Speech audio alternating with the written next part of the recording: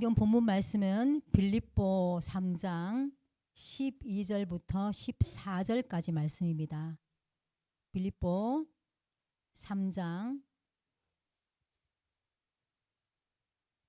12절부터 14절까지 우리 함께 합독하시겠습니다. 내가 이미 얻었다 함도 아니요 온전히 이루었다 함도 아니라 오직 내가 그리스도 예수께 잡힌 바 된 그것을 잡으려고 달려가노라. 형제들아, 나는 아직 내가 잡은 줄로 여기지 아니하고 오직 한 일, 즉 뒤에 있는 것은 잊어버리고 앞에 있는 것을 잡으려고 표대를 향하여 그리스도 예수 안에서 하나님이 위에서 부르신 부름의 상을 위하여 달려가노라. 아멘. 앞뒤 좌우로 인사하시겠습니다. 우리는 하나님의 자녀입니다. 우리는 세계 살릴 전도자입니다. 오늘은 특식을 먹는 날입니다. 늘 제가 앞에 서는 게 아니기 때문에 우리 성도님들 이해하시고 오늘 말씀은 오늘은 우리가 꼭꼭 씹어 먹어야 될 현미밥을 먹는구나 생각하시면 되겠습니다. 지난주 우리 지난 한 주에 병사로 또 경기하는 자로 농부로 모든 일에 예수 그리스도를 기억하고 바라보신 줄 믿습니다. 제가 지난주 일부 말씀을 듣는 중에 사실 오늘 본문을 말씀으로 받았습니다. 그리고 오늘 제목도 말씀으로 받았고요. 그래서 오늘 이 말씀을 선포하게 되었습니다. 제목이 단 한 번뿐인 인생입니다 라는 제목입니다. 우리가 사실은 여러 생명을 살 수 있으면 좋은데 우리는 단 한 번뿐인 인생을 살고 있습니다.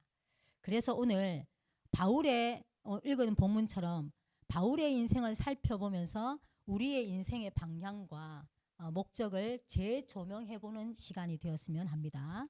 사도행전 14장을 읽어보면 바울이 제1차 선교 여행 때 루스드라라는 지역에서 발을 못 쓰는 그런 사람을 고쳐서 신으로 추앙을 받게 돼요. 이 발 못 쓰는 사람이 발이 성해지고 걷게 되고 뛰게 되니까 얼마나 놀라웠겠습니까? 근데 그 이후로 그 지역에서 신으로 추앙을 받게 되거든요. 근데 거기에 멈추지 아니하고 바울은 전도 운동을 계속 이어갑니다. 근데 이 바울이 가는 모든 현장들마다 따라다니면서 복음을 반대한 유대인들이 있습니다. 이 반대했던 유대인들이 이 루스라는 지역에까지 이르러서 바울이 신으로 추앙받으니까 정말로 마음에 살기가 등등해서 돌로 그를 쳐 죽입니다. 우리 성도님들 담임 목사님이 말씀하셨지만 돌에 하나만 맞아도 아플 텐데 한마디로 쳐 죽임을 당했어요. 얼마나 온몸에 돌을 맞고 죽을 정도로 쓰러졌는데 그 이후에 다음날 바울이 일어나서 자기를 죽이려고 했던 유대인들을 원수 갚는 마음으로 달려가서 그들을 잡으러 가는 게 아니라 다시 일어나 그 루스드라는 성에 다시 들어가서 복음을 전하고 제자들의 마음을 굳게 하고 믿음에 거해라 권면합니다. 바울의 모습을 한번 우리가 떠올려 보십시오. 어떤 모습이었겠습니까? 전날 우리가 운동을 열심히 해도 근육통이 오지 않습니까? 그런데 돌에 맞았어요. 피를 철철 흘리면서 물론 피는 닦았겠죠. 우리 제자들에게 가서 권면하는 모습을 한번 상상해 보십시오.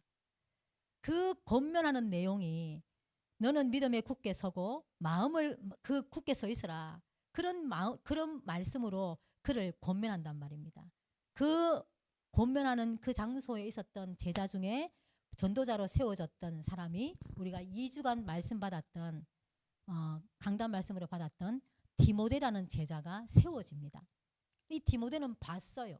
복음이 무엇인지 하나님이 살아계심을 보았다는 거죠. 오늘 본문 말씀 빌립보 3장 13절부터 14절에 보면 형제들아 나는 아직 내가 잡은 줄로 여기지 아니하고 오직 한 일 즉 뒤에 있는 것은 잊어버리고 앞에 있는 것을 잡으려고 표대를 향하여 그리스도 예수 안에서 하나님이 위에서 부르신 부름의 상을 위하여 달려가노라. 이 말씀을 그냥 말로만이 아니라 바울이 모범을 보여준 것입니다. 우리도 말할 수 없는 다른 사람들에게 말할 수 없는 여러 상황에 놓일 때가 있습니다. 그러나 이 바울의 신앙 고백처럼 우리도 이 신앙을 본받기를 원합니다. 본론입니다. 첫 번째는 구원 이전의 상태, 우리의 구원의 이전의 상태, 이 바울의 상태를 보면서 한번 보겠습니다. 사도행전 9장 1절에 보면 사울이 주의 제자들에 대하여 여전히 위협과 살기가 등등하여 대제사장에게 가서라고 말씀이 나옵니다. 여기엔 사울이란 이름이 나오는데요. 우리는 바울이라고 얘기하지 않습니까? 성경에 나오는 바울과 사울은 회심하기 전에, 한마디로 예수님 믿기 전에는 사울이라 칭했고 또 회심 후에 바울이라 칭했다라는 말도 있고요. 또 어떤 신학자의 견해는 지방에 따라서 사울이라고 부르는 곳도 있고 바울이라고 부르는 곳도 있다라고 얘기합니다. 그러나 사울과 바울은 동일한 사람입니다. 그런데 구원 이전의 바울의 모습은 예수 그리스도를 믿는 자를 잡으려고 잡아 감옥에 가두고 고통을 주게 하는 살기가 등등한 모습이다, 이렇게 성경에 기록하고 있습니다. 요한복음 8장 44절에 보면 너희는 너희 아비 마귀에게서 났으니 너희 아비의 욕심대로 너희도 행하고자 하느니라. 그는 처음부터 살인한 자요 진리가 그 속에 없으므로 진리에 서지 못하고 거짓을 말할 때마다 제 것으로 말하나니 이는 그가 거짓말쟁이요 거짓의 아비가 되었음이라, 이렇게 말합니다. 보십시오. 사단, 마귀가 살인자다, 이렇게 표현하고 있어요. 구원 이전에 모든 사람은 마귀 자녀입니다.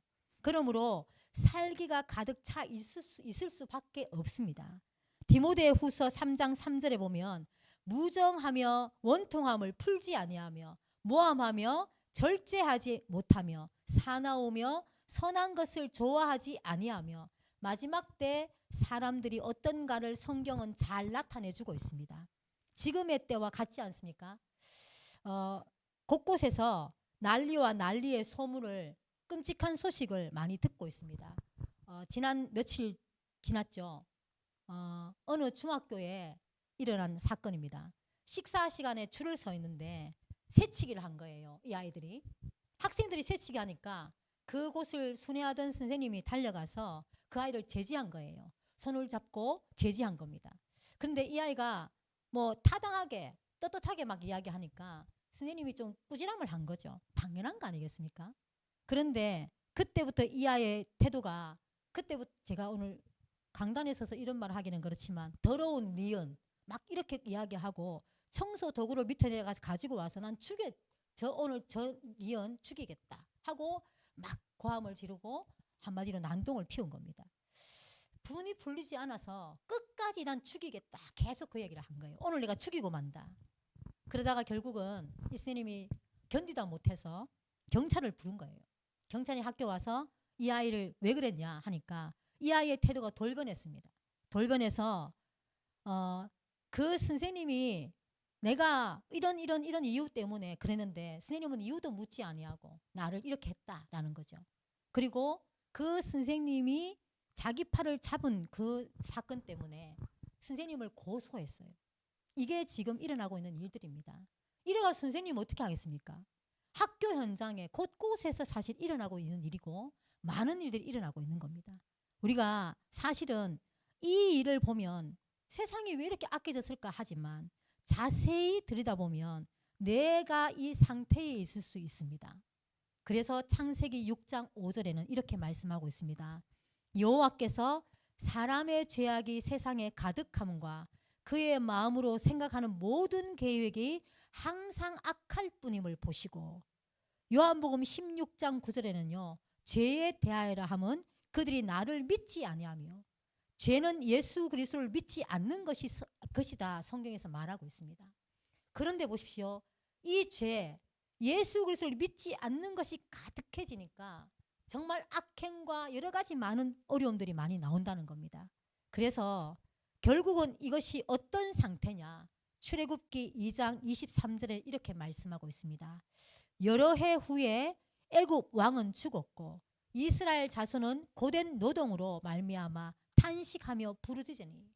보십시오. 죄 가운데 빠져 있는 우리들, 죄악이 가득함 속에 있는 우리들이 노예 상태다 그렇게 말씀하고 있습니다. 우리가요 여기에 나오는 이스라엘은 하나님이 택하신 백성들입니다. 그런데 애굽에 노예되어서 고된 노동으로 탄식한다라고 기록하고 있어요. 우리 성도님들 돈 때문에 또 인간관계 때문에 여러 가지 미래 때문에 여러 가지 갈등 때문에 고통 속에 있을 수 있습니다. 우리가 하나님을 떠나면 모든 것이 우리의 고통이에요. 그렇게 성경은 기록하고 있습니다. 그래서 우리의 인생이 하나님을 떠났기 때문에 이런 모진 고통 속에서 노예로 살고 있다라고 얘기를 하고 있습니다. 그러나 하나님은 우리와 의논하지 아니하시고 구원의 길을 열어주신 줄 믿습니다. 두 번째입니다. 구원의 길을 여신 여호와 하나님께 돌아오라 그렇게 말씀합니다. 성경은 하나님이 주신 구원의 길이 무엇이라고 합니까? 요한복음 14장 6절에 이렇게 말씀합니다. 예수께서 이르시되 내가 곧 길이요 진리요 생명이니 나로 말미암지 않고는 아버지께로 올 자가 없느니라. 이 말 뜻을 누가 우리가 해석해 줄 필요 없지 않습니까? 예수님이 본인을 가르쳐서 내가 하나님 만나는 유일한 길이다 이렇게 설명하고 있습니다. 우리가 이것을 잊어버리면 자꾸 다른 길을 찾게 돼요.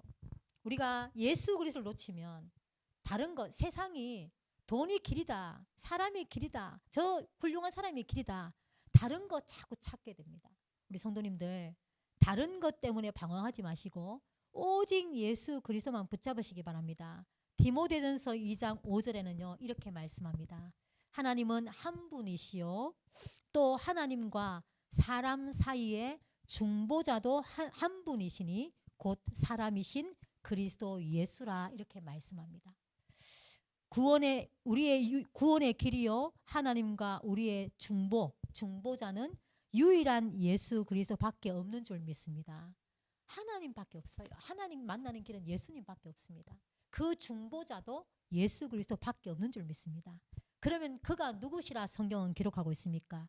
빌립보서 2장 6절에서 8절에 보면 그는 근본 하나님의 본체시나 하나님과 동등됨을 취할 것으로 여기지 아니하시고 오히려 자기를 비워 종의 형체를 가지사 사람들과 같이 되셨고 사람의 모양으로 나타나사 자기를 낮추시고 죽기까지 복종하셨으니 곧 십자가에 죽으심이라 이렇게 말씀하고 있습니다. 그분이 누구시라 이야기합니까? 그 예수님은 하나님이란 말입니다. 하나님은 누구십니까? 창세기 1장에 나와 있는 것처럼 창조주, 천지 만물을 창조하신 창조주십니다. 못할 일이 없어요. 창조가 무엇입니까? 없는 것도 있게 하셨다라는 뜻이에요. 우리가 이 하나님이신 예수님이 사람의 모양으로 나타나셔서 죽기까지 말씀에 복종하셨습니다. 그 예수 그리스도, 그분이 바로 예수 그리스도 곧 하나님이시다 말씀하고 있습니다. 베드로전서 2장 24절에는 이렇게 말씀하고 있습니다. 친히 나무에 달려 그 몸으로 우리 죄를 담당하셨으니 이는 우리로 죄에 대하여 죽고 의에 대하여 살게 하려 하심이라. 그가 채찍에 맞음으로 너희는 나음을 얻었나니 이렇게 말씀하고 있습니다. 우리에게 친히 십자가에 달리신 그 예수 그리스도, 그분으로 말미암아 그분이 맞으신 채찍으로 말미암아 우리는 나음을 얻었다라고 말씀하고 있습니다. 치유받았다는 거죠. 혹시 성도님들 마음이 아프십니까? 또 육신이 아프십니까? 여러 가지 가정이 아프고 여러 가지 문제 있습니까? 예수 그리스도의 채찍에 맞음으로 나음을 얻은 줄 믿습니다. 사무엘하 9장을 보면 므비보셋이라는 사람이 나옵니다. 우리 성도님들 므비보셋이 누구냐 하면 다윗이 그 군대 장관일 때 전쟁터에 나가면 늘 승리했어요. 그러니까 이제 왕의 이름이 사울이었는데 왕이 백성들이 사울을 칭송하는 것을 보고 이 사울이 너무너무 질투가 났습니다. 그때부터 나는 다윗을 죽이겠다. 왜? 자기 자리가 빼앗길 것 같으니까 죽이겠다 생각했습니다. 그래서 계속적으로 사울 왕이 이 청년 다윗을 쫓아다니면서 죽이려고 했었습니다. 그런데 결국은 이 다윗이 왕이 되었어요. 사울 임금이 죽고. 그런데 이 무비보셋이 누구냐 하면 이 자기를 다윗 왕을 죽이려고 음모했던 사울 왕의 손자였습니다. 손자. 이 손자가 어릴 때 이 바닥에 떨어져 가지고 두 다리를 저는 아이였습니다. 근데 이 무비보셋이 이 다윗 왕이 무비보셋을 찾았어요. 수소문에서 무비보셋을 데려오라 하니까 이 소식을 들었던 무비보셋은 자기를 죽이려고 하는 줄 알고 너무너무 불안해했습니다. 근데 왕이 이 무비보셋을 찾아서 씻기고 자기와 식탁을 같이 나누고 그리고 자기와 함께하는 가족처럼 등용했습니다. 그러니까 이 무비보셋이 너무너무 감사하지 않습니까? 나는 당신의 종인데 나를 이렇게까지 대접하시냐 그렇게 이야기했어요. 그런데 보십시오. 다윗 왕의 입장으로 사실은 처음에는 무비보셋을 밥도 같이 먹고 가족처럼 했다가도 저 인간은 나의 원수의 자식이야 해서 다시 고통을 주고 감옥에 가두고 고문하고 해도 그 누가 무슨 말을 하겠습니까? 아무도 거기에 이런 방과할 수 없어요. 그럼에도 불구하고 다윗은 이 무비보셋을 가족처럼 대했습니다. 이 말은 무엇입니까? 제가 무비보셋을 설명하는 가운데 하나님은요 우리를 죄 가운데 그냥 버려 두실 수 있습니다. 노예 생활 노예로 세상의 노예로 또 문제의 노예로 여러 가지 노예로 살아가도록 버려 두실 수 있는 그냥 버려 둬도 괜찮은 그런 하나님의 직분 아니겠습니까? 그런 하나님의 신분이에요. 그런데 친히 그런 분이지만 친히 인간의 몸을 입고 오셔서 십자가에 죽으시고 우리에게 구원을 주셨습니다. 이게 구원이에요. 그래서 우리는 감사할 것밖에 없습니다. 또 다 여러 가지 불평할 것이 없어요. 하나님께 감사할 수밖에 없습니다.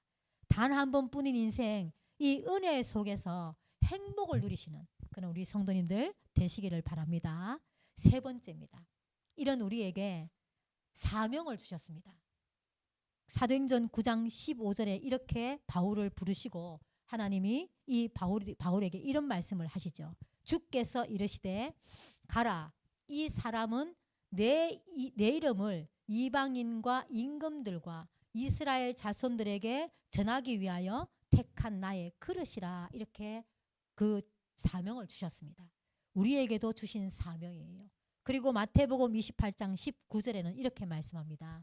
그러므로 너희는 가서 모든 민족을 제자로 삼아 아버지와 아들과 성령의 이름으로 세례를 베풀고 분명히 말씀하고 있죠. 세상 끝날까지 이것 때문에 내가 너와 함께 하겠다 약속하셨습니다. 그래서 목사님은 이 사명을 가지고 친히 칠레에 가셨어요. 우리가 이것 때문에 여기에서 기도하는데 우리도 칠레 현장의 전도 사역 속에 있는 줄 믿습니다. 그리고 마가복음 16장 15절에는 이렇게 또 고백합니다. 또 이르시되 너희는 온 천하에 다니며 만민에게 복음을 전파하라라고 하나님께서 우리에게 사명을 주셨습니다. 우리 힘으로는 할 수 없어요. 우리 힘으로는 할 수 없기 때문에 기도하고 말씀을 붙잡아야 됩니다. 왜요?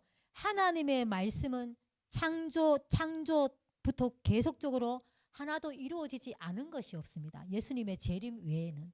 하나님의 말씀은 반드시 성취되어집니다. 그래서 하나님의 언약 되신 말씀을 붙잡고 가면 하나님이 우리와 영원토록 함께 하신 축복을 누리게 된다 그 말씀입니다.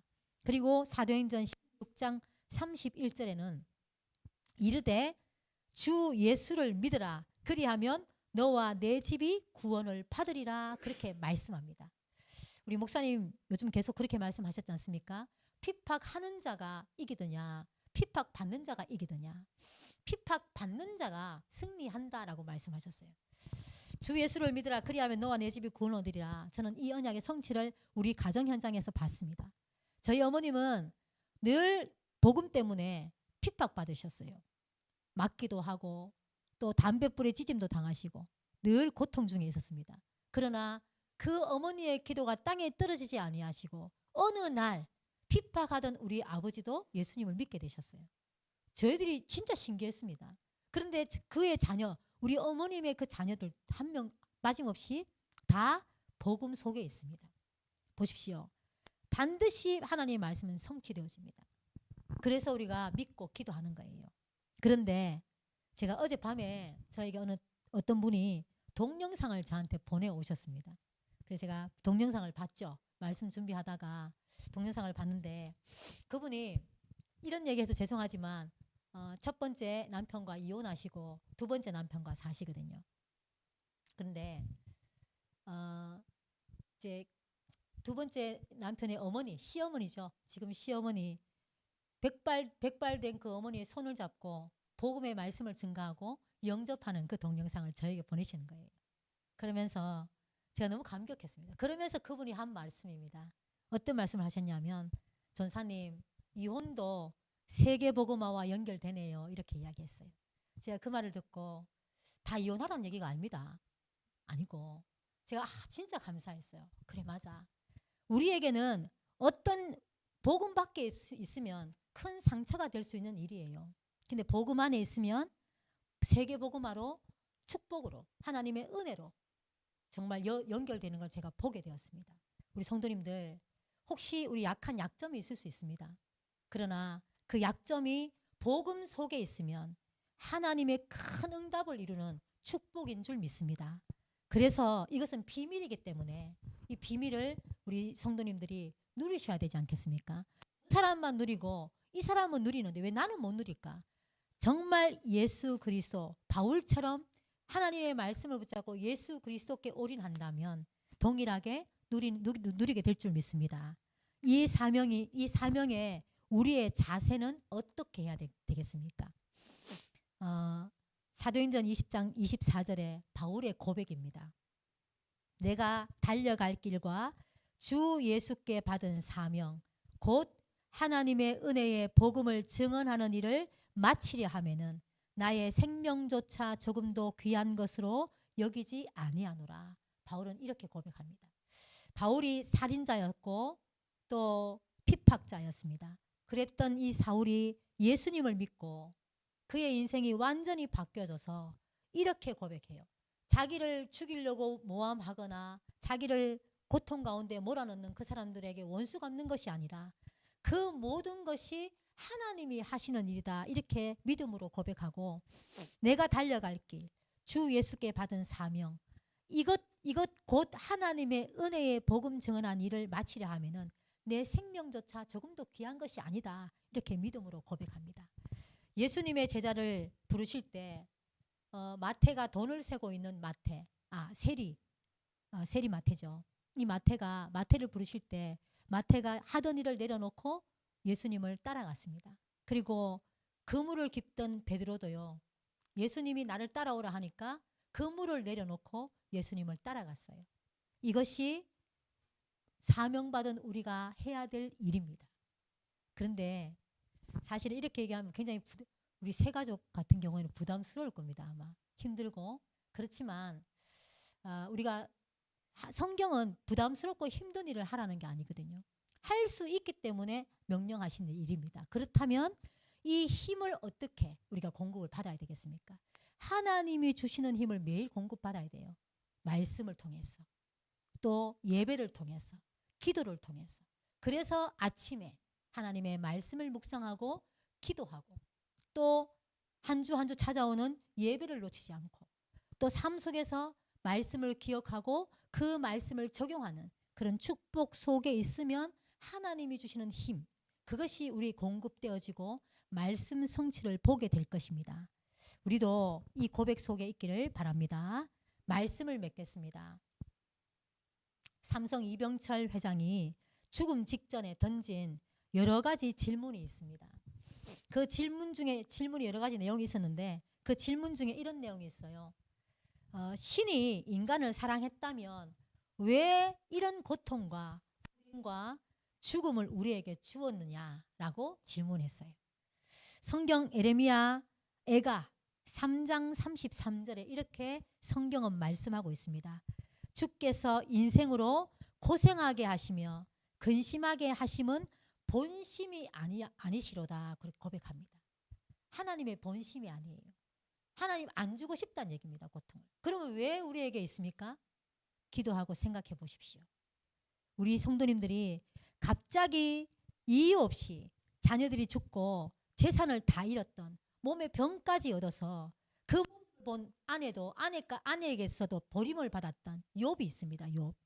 이 욥은요, 마지막에 이렇게 합니다. 물론 욥도 처음에는 주신 자도 여호와고 취하신 자도 여호와, 믿음의 고백을 하다가 중간의 과정들을 쭉 보면요, 핑계대고 해명하고 여러 가지 자기 생각을 굉장히 많이 늘어놓습니다. 그런데 결국 욥기서 23장 10절에 이 욥이 깨달은 바가 있어요. 여러 가지 과정 속에서 욥은 이렇게 믿음으로 고백합니다. 그러나 내가 가는 길을 그가 아시나니 그가 나를 단련하신 후에는 내가 순금같이 되어 나오리라 고백합니다. 우리 성도님들도 하나님께서 우리를 이런 모습으로 바꾸고 계시는 줄 믿습니다. 우리의 모습이 바뀌지 않으면 오직 그리스도 바라볼 수 없는 체질입니다. 왜요? 아까 제가 말씀드렸잖아요. 우리는 살기가 등등한 자요, 남을 비판하는 자요, 남을 모함하는 그런 게 쉽지, 남을 해하는 게 쉽지. 왜? 나를 보호해야 되니까. 그런데요, 내 것을 다 버리고 복음 속에 들어가기가 어렵습니다. 그래서 오늘 우리에게 어려움과 문제, 그 속에서 나를 단련하신 후에 내가 순금같이 되어 나오는 줄 믿습니다. 또 다니엘서 12장 3절에 지혜 있는 자는 궁창의 빛과 같이 빛날 것이요 많은 사람을 옳은 대로 돌아오게 한 자는 별과 같이 영원토록 빛나리라 성경은 말씀하고 있습니다. 우리 성도님들, 궁창의 빛같이 빛나는 그런 그리스도의 지혜를 가진 최고의 지혜, 그리스도를 아는 자들이 되시고, 많은 사람들을 옳은 대로, 옳은 게 무엇입니까? 우리 인간이 하나님을 떠나 우리 알지 못하는 인생 속에 살았던 우리에게 참 옳은 길 되시는 예수 그리스도, 그 길을 전하고 그리스도께로 돌아오게 하는 그 자는 별과 같이 영원토록 빛난다 고백하고 있습니다. 우리 성도님들, 이 길을 가시는 우리 모든 성도님들 되시기를 바랍니다. 단 한 번의 인생입니다. 단 한 번뿐인 인생, 이런 믿음의 선진들처럼 이번 한 주간 어떤 문제 속에 있든지 예수 그리스도 중심으로 살아가시기를 기도합니다. 말씀을 맺습니다. 기도하겠습니다. 하나님 감사합니다. 받은 말씀을 통해서 우리 모든 성도님들 이번 한 주간 내 인생이 단 한 번뿐이구나 한번 기억하게 하시고, 또 바울의 인생처럼 우리가 뒤의 것은 잊어버리고 오직 예수 그리스도께 발견되려 함으로 달려가는 저희들 되게 하여 주시옵소서.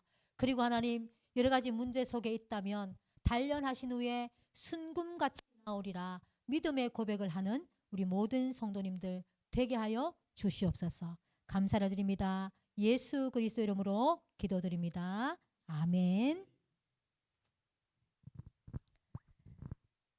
우리 이 시간에 교회 소식을 한번 보겠습니다. 우리 담임 목사님 칠레 선교 사역 속에 있습니다. 우리 주보를 보시면 거기에 구체적으로 잘 나와 있어요.